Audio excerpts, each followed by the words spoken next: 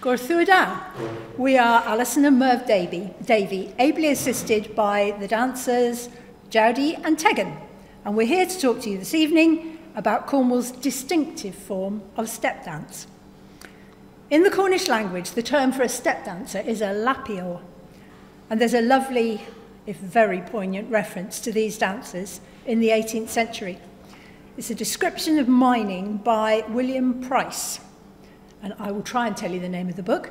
I can't pronounce it either. Cornubenensis, very complicated, in Latin.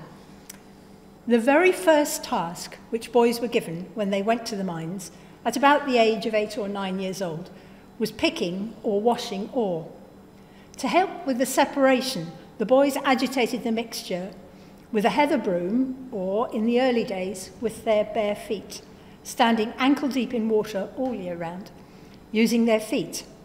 Because of this, in the 17th century, they were called lapiors, meaning dancers, because they jumped up and down in the ice-cold water.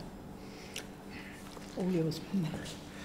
We first see the word lapior in 11th century Cornish vocabulary.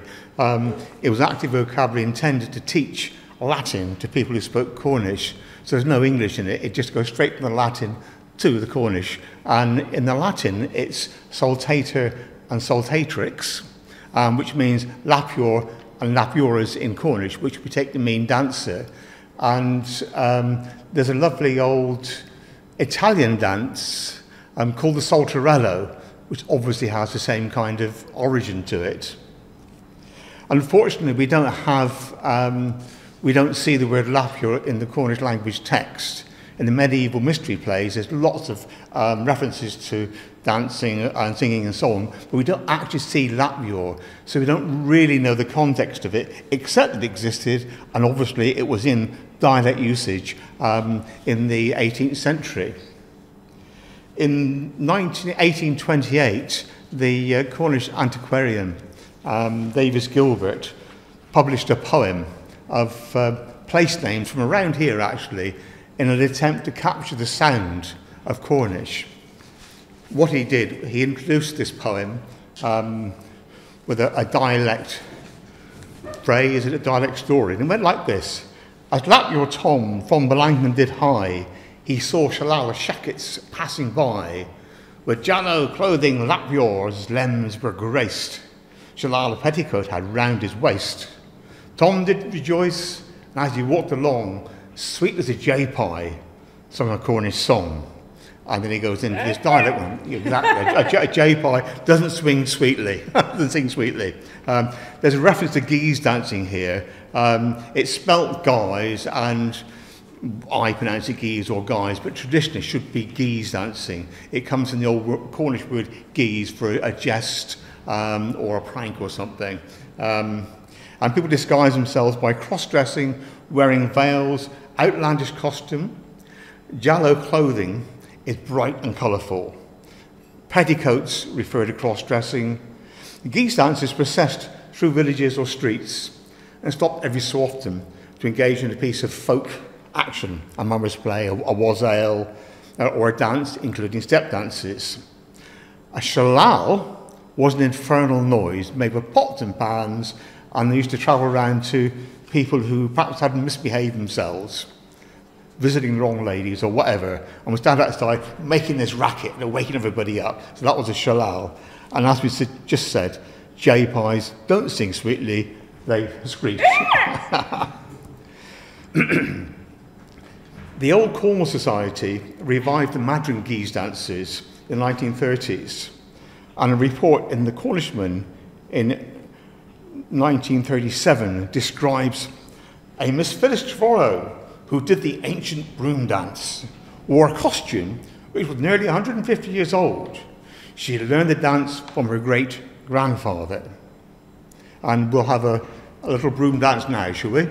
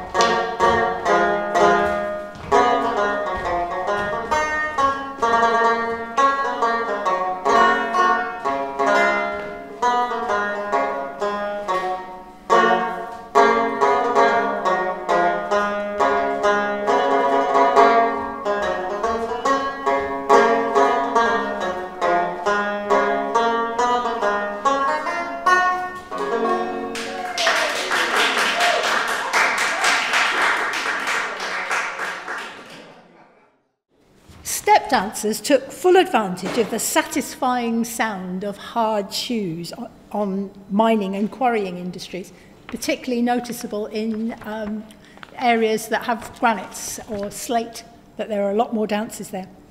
This sound is further helped by the metal plates on the bottom of the shoes. They were originally put there almost certainly to extend the life of shoes.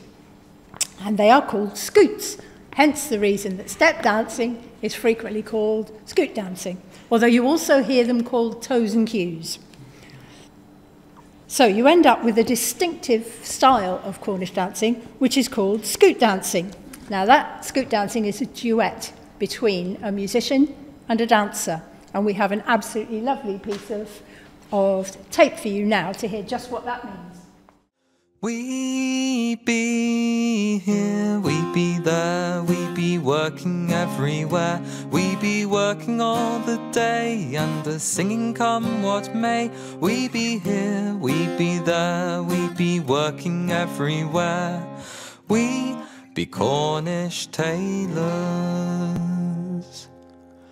We be cacking with the geese while the public read the fleece. We be singing with the silk like the milk with the milk. We be covering up with feathers while we wearing out our leathers. We be Cornish tailors. We be here, we be there, we be working everywhere. We be working all the day and singing come what may. We be here, there, we be everywhere. We be Cornish tailors. Tomany, tenany, berry, renny, pupply, all berry, renny, dressing jiffins, campering, agavol. Tomany, tenany, berry, renny, pupply, all von Trahorian Colonel.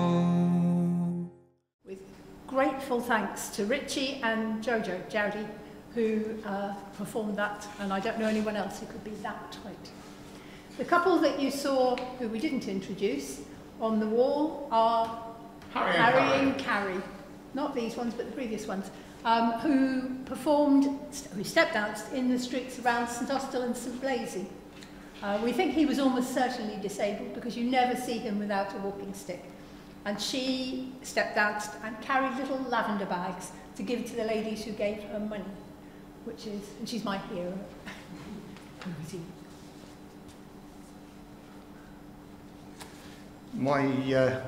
My grandfather left a notebook to the family. He was a Newquay man, came from Newquay, and in it he describes a Troyl, which is a kind of party come barn dance that they used to have in the fish cellars, like this, in Newquay, after the filched season had finished, about October time in the year.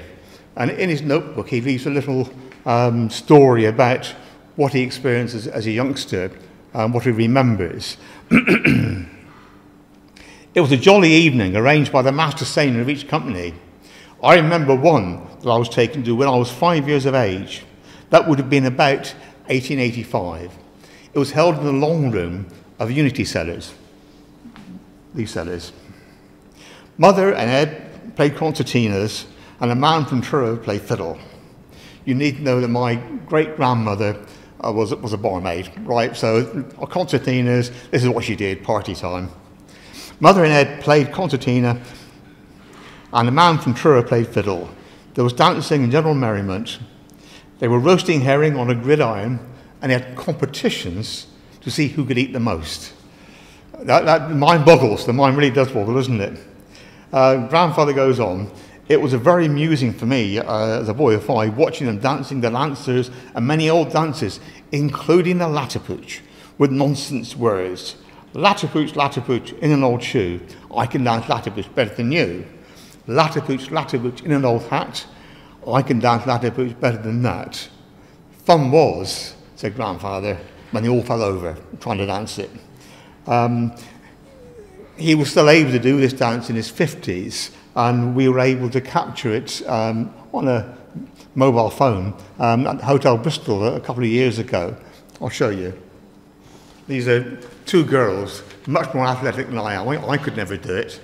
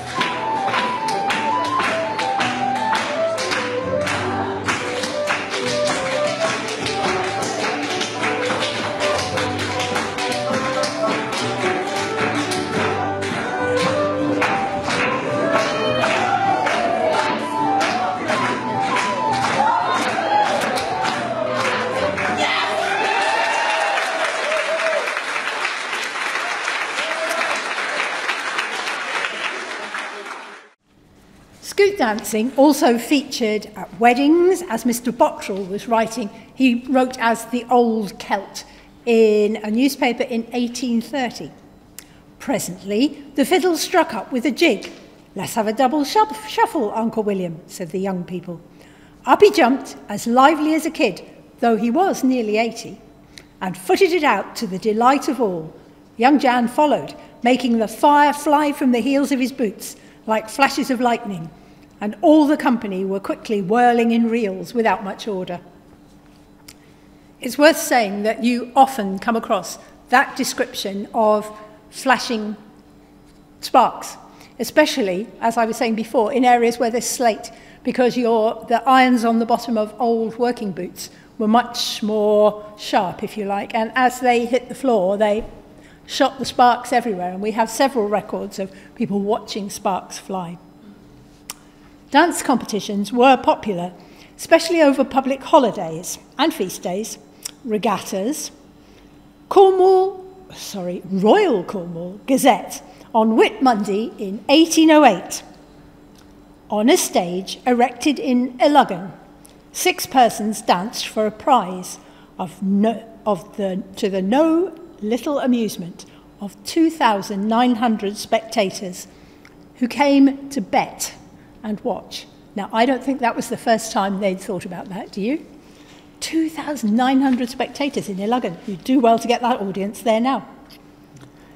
At the Padstow Athletics in 1883, Patrick Keefe gained first prize for step dancing, Abel French second, and J.P. Thomas was third. This is from the Royal Cornwall Gazette in 1883. And finally, midsummer celebrations in Falmouth in 1899. During the evening, the streets were crowded. The special attraction was a competition in step dance. That's from the Falmouth Packet. Clothing also added to the style of these dances.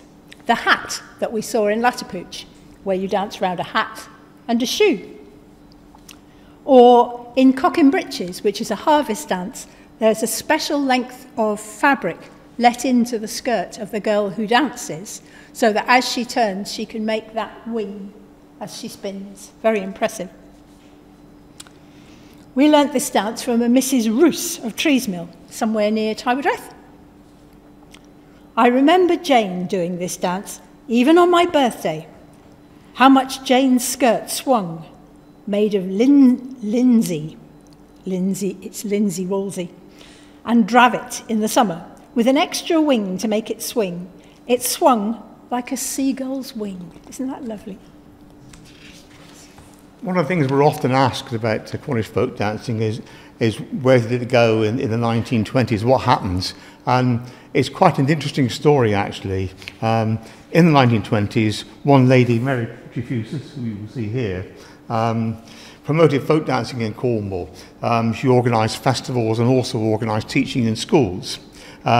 She was trained herself by Cecil Sharp, who was the renowned folk dance and song collector. And he also controlled which dances were taught in the schools throughout the UK, effectively.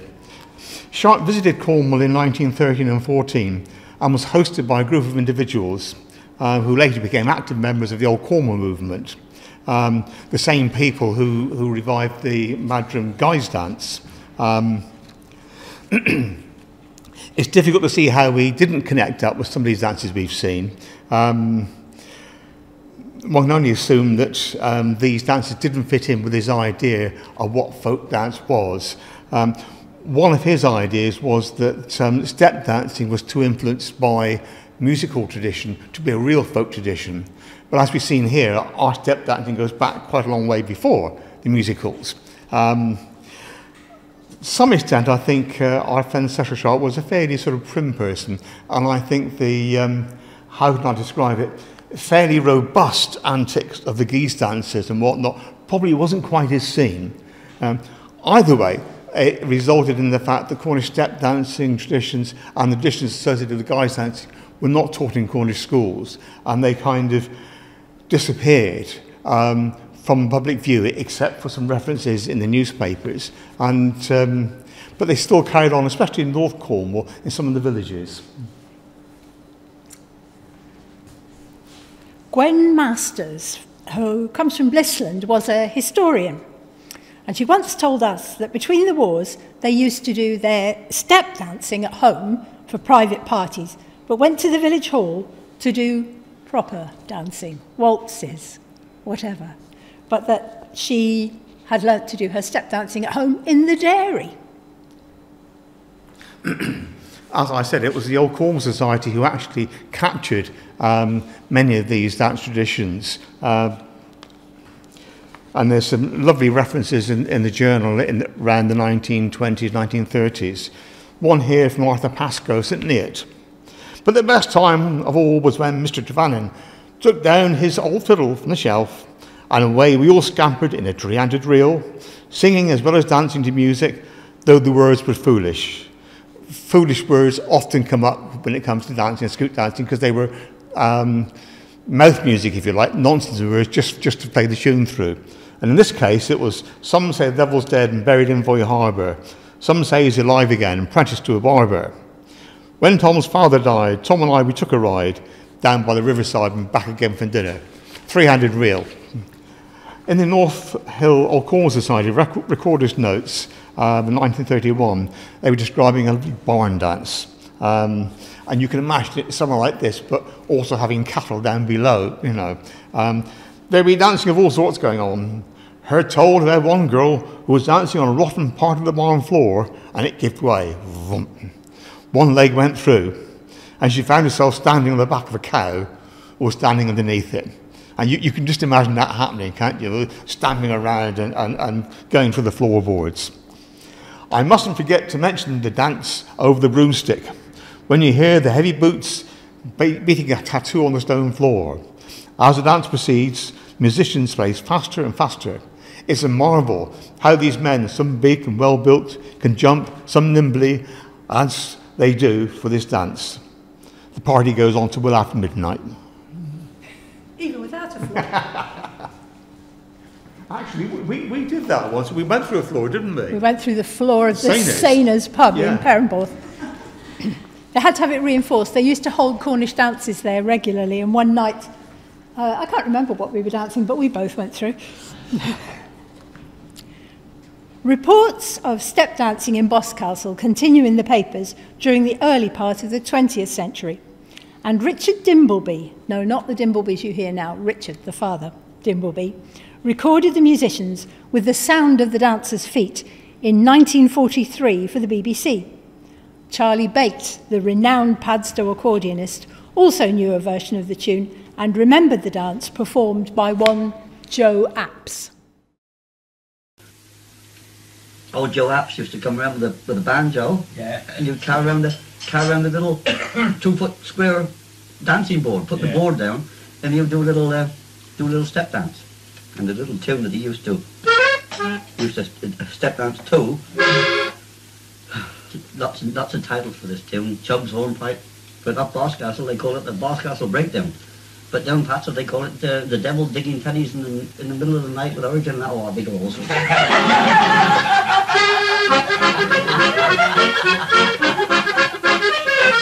Let us see our lives.